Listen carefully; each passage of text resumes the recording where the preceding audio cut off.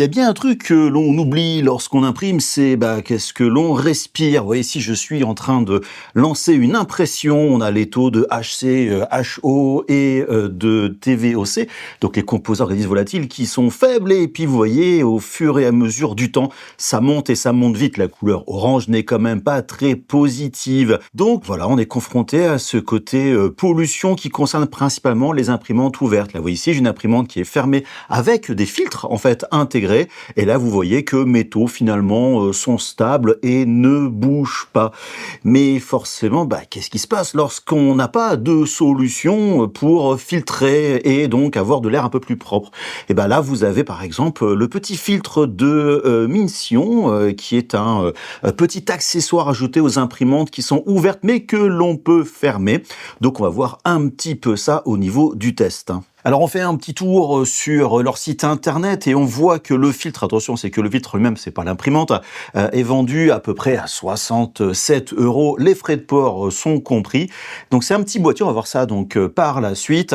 Et bien évidemment, il vous parle de l'intérêt de la filtration et surtout pourquoi il faut le choisir, donc à la vidéo, etc. et tout. Bien évidemment, entre pas de filtre où on respire des trucs pas forcément terribles et avoir un filtre, c'est quand même déjà beaucoup mieux. Ça, effectivement, c'est entre guillemets la théorie. Mais en fait, ce que je trouve plutôt bien, c'est que il partage en fait les risques liés aux impressions 3D, aux imprimantes, notamment au niveau des filaments les plus classiques, le PLA, le PETG, le TPU, l'ABS, l'ASA, le nylon, etc. Avec, on va dire, les risques, les quantités, etc., etc. Et bien évidemment, ils parlent de leur solution qui propose en fait quelque chose d'assez classique. On trouve ça au niveau d'autres fabricants, au niveau des imprimantes. Donc il y a un pré-filtre histoire d'enlever le plus gros des choses. Il y a un filtre HEPA qui va être là pour enlever, on va dire, plutôt les micro-nanoparticules. Et enfin, vous avez donc le charbon actif qui est plutôt là pour enlever tout ce qui est odeur et les composés organiques volatiles. Et bien sûr, vous avez l'aspiration en dessous pour, aspirer l'air, entre guillemets, vicié que vous avez au niveau de votre imprimante.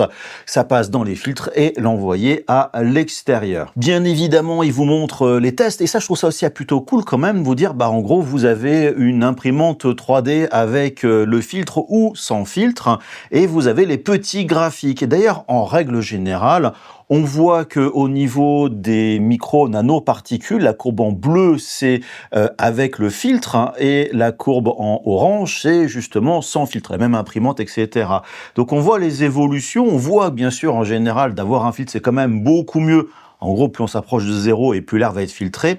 Mais si on regarde par exemple au niveau donc par exemple de l'ABS ici, lorsqu'on a le filtre à l'extérieur de la machine, en gros la configuration standard et pas à l'intérieur, on se constate que même avec un filtre, certains éléments comme les composés organiques volatiles, on en a quand même pas mal. Alors ça dépend bien évidemment du filament, mais vous pouvez remarquer que même avec un filtre, on respire quand même pas mal de choses. J'en reparlerai à la conclusion. Donc c'est ça qui est cool, c'est que il montre effectivement des choses, vous voyez, au niveau des particules un peu plus grosses. Là, au niveau de l'ASA, on a quelque chose de relativement proche de 0, et avec le temps, finalement, les particules s'accumulent, et pas avec un filtre. Donc c'est en théorie, d'après les analyses de laboratoire, plutôt une bonne solution. Il faut savoir que ce filtre est fait pour s'adapter aux imprimantes 3D, on va dire, standard, mais vous allez voir par la suite, des fois, il faut un adaptateur. En gros, c'est fourni pour marcher typiquement sur une P1S, je ne me trompe pas, de Bamboo Lab, mais vous pouvez imprimer, donc c'est ce que j'ai fait, des adaptateurs pour pouvoir brancher un tube de 10 cm de diamètre. Ce qui veut dire que, voilà, c'est censé marcher sur toutes les imprimantes fermable. J'insiste bien sur ce petit point. Ensuite, il vous explique le changement des filtres. Vous allez voir donc par la suite, pas les odeurs, etc., etc. Donc quelque chose qui moi m'intéresse parce que je suis peut-être comme vous dans un environnement avec beaucoup d'imprimantes, résine et filaments qui vont plus ou moins marcher.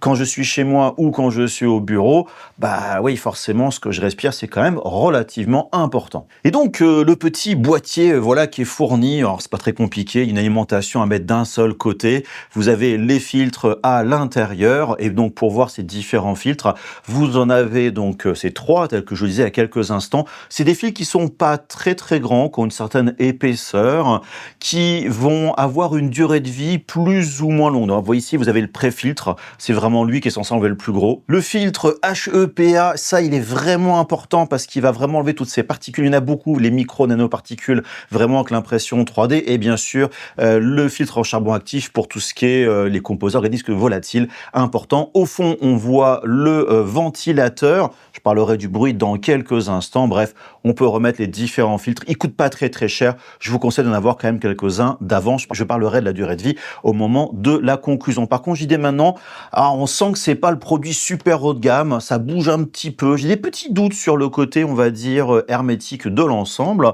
Bref, c'est livré avec une alimentation qui fait office de potentiomètre, avec les indicateurs pour dire en fonction de ce que vous allez imprimer, faut plutôt mettre l'aspiration ici ou là. Et ça, je trouve ça quand même plutôt pas mal, voir à quel point on a besoin de mettre tout ça. Et donc, on va le lancer et on découvre le bruit de cette aspiration. Et c'est pas ultra bruyant. Alors attention, c'est pas silencieux non plus pour autant. Ça va dépendre de la puissance. En puissance moyenne, franchement, ça fera pas plus de bruit que votre imprimante 3D, on va dire classique. Bien sûr, plus vous allez monter et plus c'est important. Je peux aussi constater que ça aspire quand même pas mal. Alors attention, c'est pas non plus une aspiration délirante, mais une aspiration qui est clairement largement suffisante pour aspirer le contenu d'une imprimante. Et j'ai des petits doutes quand même sur peut-être des fuites potentielles au niveau de l'aspiration sur les côtés, du fait que c'est quand même pas forcément la super haute qualité. Mais en fait, même en scotchant pour voir un petit peu, j'ai pas constaté de différence. Donc bien sûr, j'ai enlevé le scotch par la suite. C'est livré avec le petit manuel qui rappelle les informations justement de type de pollution par rapport au filament. Je trouve ça franchement assez instructif. Ça permet de mieux comprendre les choses. Ça explique bien sûr l'installation que vous allez pouvoir faire. Alors là, bien évidemment, c'est sur une imprimante que moi je ne possède pas, ce qui veut dire que je vais devoir adapter les choses. Mais, entre guillemets, si on est un petit peu maker sur les bords, il n'y a aucune difficulté. Et aussi un petit point par rapport au slicer pour éventuellement couper ou mettre les ventilations. Et vous voyez, c'est fourni avec un adaptateur donc de 10 mm qui correspond à la P1S, enfin des imprimantes bambou lab. Bref, j'ai imprimé le mien en ABS directement avec la Century Carbone. La 2, vous avez dû voir ça justement dans mon test de la machine. Voilà, j'ai l'adaptateur, c'est un modèle que j'ai récupéré en ligne, j'ai pas besoin de le modéliser pour celui-là. 2 vis à installer, vraiment rien de bien compliqué. Ça s'adapte plutôt bien à la machine et justement, celle-là, elle est bien parce qu'elle est fermée, mais sans filtre. Donc là, j'ai plus qu'à mettre le tuyau entre la sortie et l'arrivée au niveau donc de l'accessoire. Il y a les petits colliers qui sont fournis avec, il n'y a plus qu'à visser. Ah, voilà, vraiment, ça se fait sans aucun souci. Sauf qu'il me fallait forcément quelque chose à imprimer, surtout pour essayer sur une autre machine. Donc je me suis mis à Fusion 360 et j'ai fait un adaptateur pour la Prusa Core One qui n'a pas en fait de filtre et puis c'est une imprimante qui utilise quand même beaucoup pour des filaments un peu techniques. Donc j'ai lancé directement l'impression sur la Century Carbone 1. Pour ça, j'ai fait appel alors un filament technique, c'est pas forcément ce que j'aurais fait, mais on va dire de la ZAC. J'ai passé au dryer juste avant.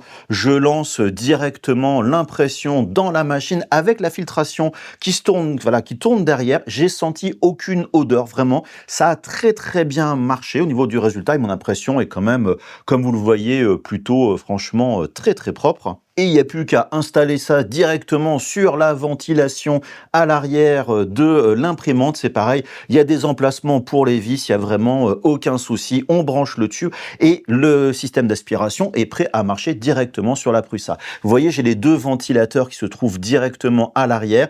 C'est important pour moi de justement couper cette ventilation au niveau donc de la chambre parce que par défaut, c'est fait pour envoyer de l'air à l'intérieur et pas non plus à l'extérieur. Donc là, j'ai modélisé des petites pinces crocodiles donc avec Fusion 360 que j'ai imprimé en ABS directement dans la machine pour voir si j'avais justement des odeurs. Et là, j'ai eu 0 odeur. Franchement, alors ouais, si vraiment on met le nez proche de la machine, on sent quelque chose, mais pas par d'habitude, aucun souci. Et mon impression a été franchement nickel. Maintenant, que vous dire de ce petit filtre ici, voilà, qui Franchement, je vous le dis, il fait le boulot, il y a aucun doute. Rien qu'au niveau des odeurs, on sent une différence vraiment flagrante. Maintenant, j'ai un petit souci, c'est que je peux me baser sur leurs analyses, on va dire, de laboratoire. Vous avez vu, au début de la vidéo, je vous montrais un filtre que j'ai utilisé pour justement voir l'impact au niveau des imprimantes. Sauf que ce filtre, il est mort. Donc, j'allais pas racheter un filtre encore à 100 et quelques euros, qui coûte plus cher que la machine. Ça va arriver, mais c'était pas, on va dire, le bon moment. Ce qui veut dire que mon test, il est un petit peu bancal. Je peux que croire, voilà, ces chiffres qui le donnent. Je peux croire mon nez.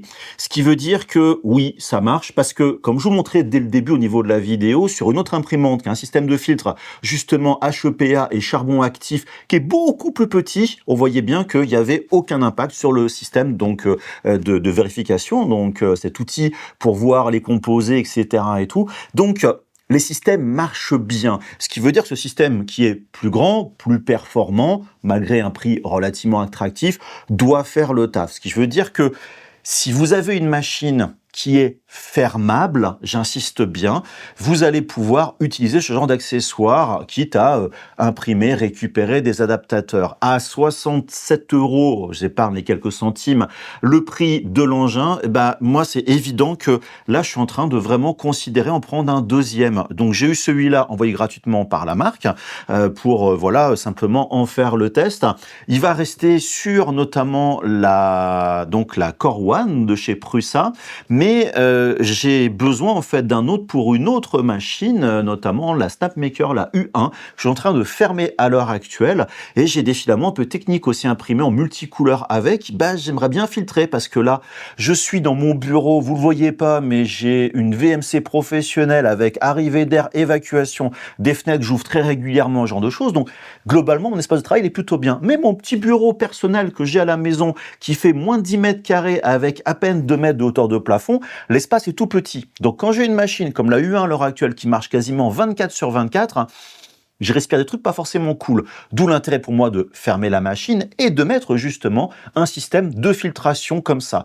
Donc comme je vous le disais, je peux pas dire si c'est 100% efficace, mais déjà si je respire 50% de caca en moins, si on peut dire comme ça les choses, c'est ça en mieux pour ma santé. Donc bref, voilà, gardez ça en tête que c'est un accessoire à prendre en considération. C'est aussi, je sors un peu du contexte au niveau du test, voilà. Mais si vous avez le choix entre une machine qui a une filtration et une machine qui n'a pas de filtration, je vous donne un exemple très concret. Dans la vidéo, vous m'avez vu donc sur la Century Carbone 1, que j'ai utilisé pour imprimer de l'ASA avec le filtre et j'ai rien senti du tout. Mais au début, le système que j'ai mis, donc l'adaptateur à mettre à l'arrière, je l'avais imprimé avec la Century Carbone 2, qui, elle, a un filtre. Et c'est de l'ABS. Quand j'imprimais de l'ABS, j'ai pas senti d'odeur particulière avec la Century Carbone 2 qui a un filtre. Donc, pour dire que même si c'est des petits filtres, pensez quand même à choisir plutôt une machine qui a une filtration. C'est pour ça que moi, de mon côté, j'essaye de plus en plus de limiter les imprimantes, les bed slingers qui ont des plateaux ouverts, plutôt pour des machines fermées et de pouvoir filtrer au maximum. Parce qu'on respire déjà pas mal de trucs dans la rue, à droite, à gauche. Moi, j'ai la résine en plus. Vous prenez le filament, les lasers, les machins et tout.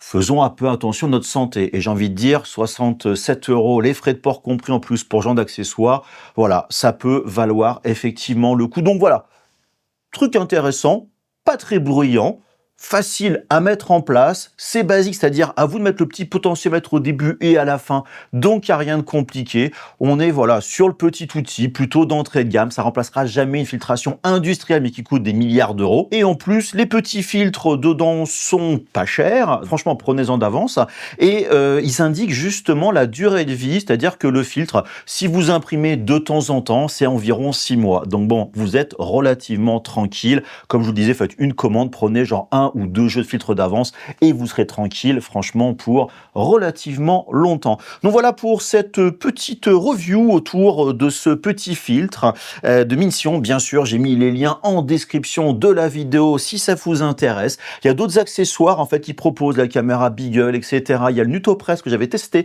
qui est le système pour faire des inserts, enfin pour mettre des inserts dans les impressions. Que j'utilise toujours d'ailleurs très régulièrement. Je crois qu'il y a une mise à jour en fait qui a été proposée. Voilà, donc ces petits petits accessoires autour de l'impression 3D, donc n'hésitez pas à voir le petit catalogue de ce qu'ils proposent. Et puis moi, comme d'habitude, je vous propose de me retrouver sur les réseaux sociaux, de vous abonner à la chaîne, de commenter, etc., etc. Et puis surtout, n'oubliez pas, le plus important, c'est d'être créatif. Allez, des gros bisous. Bye bye.